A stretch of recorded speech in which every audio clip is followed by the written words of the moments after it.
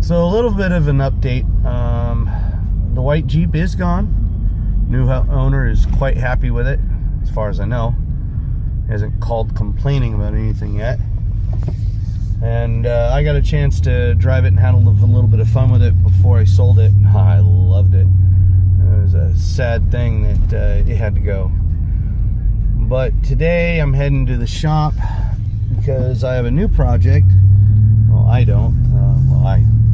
I have a new project, but it's not mine. I've taken on a guy who's got a old mail Jeep, and he's decided he wants to fix it up, so on and so forth. When I first saw it, I thought, oh, this won't be too bad. And then, oh my. It looks good, but looks are definitely deceiving.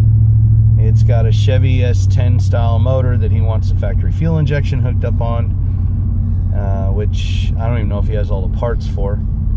It's got a new 700R4 transmission that's not in the Jeep, and it still has the old, I don't even know what tranny's in it right now. I'll have to take a look.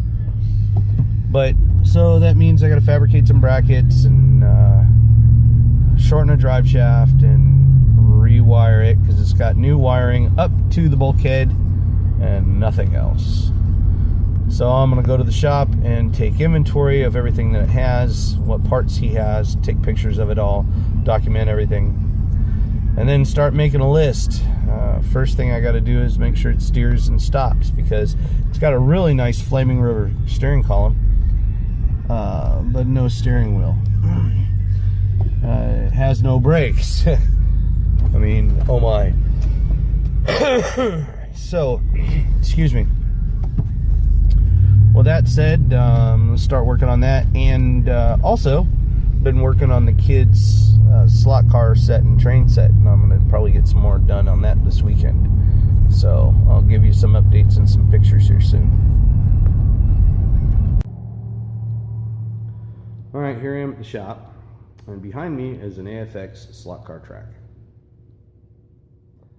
Over here in this corner is going to be a HO scale train set. I'm building these for the grandkids. You really believe that?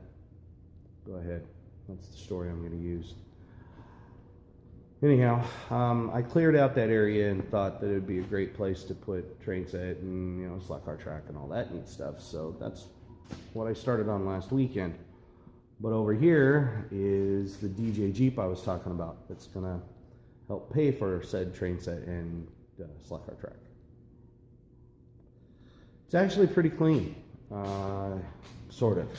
It's got nice paint on it. It's got really nice wheels on it. He's got, a, like I said, a Flaming River steering column with a steering wheel that's taped to the column. It's taped, yes. Obviously, I need to get some bolts for it.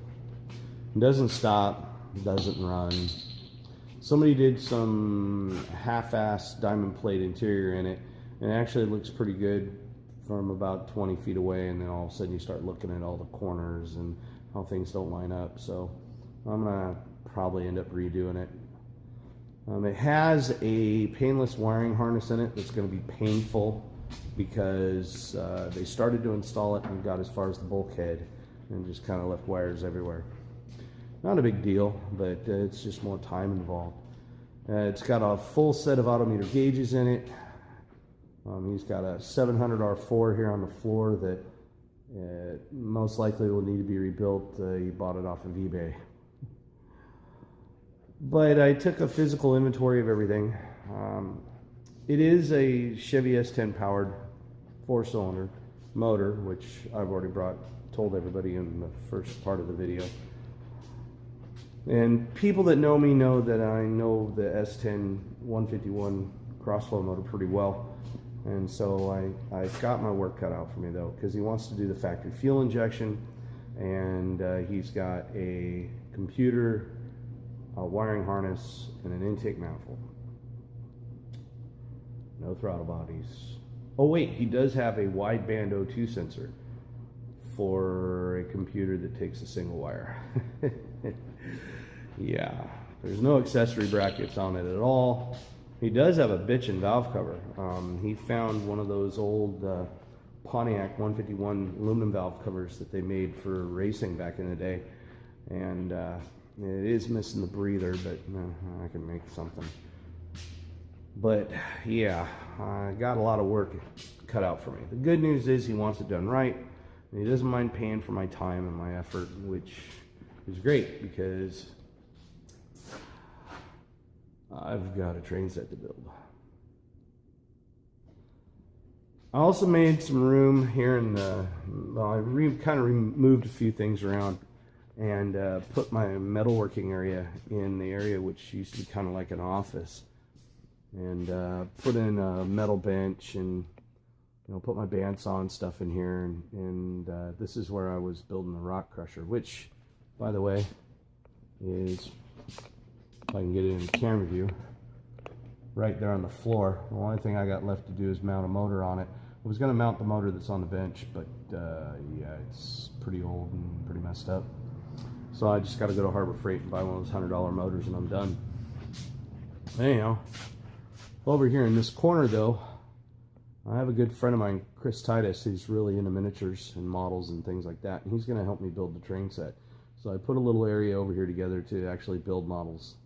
And it's kind of funny, buying supplies and things like that I did when I was a teenager, or, well, from preteen up.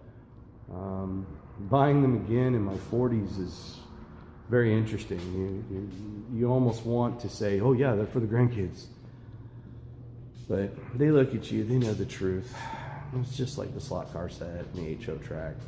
Finding vintage HO stuff is hard. I've been scouring eBay trying to find the stuff that I want. I found a lot of stuff. I kind of went to town one day. So I am waiting for parts and stuff to show up. So with that said, I'm going to go ahead and start working today. I'm going to probably get a few things done in here, and then of course I'm going to go home and post some video. This is my day off this week, so I'm going to try to enjoy it a little bit.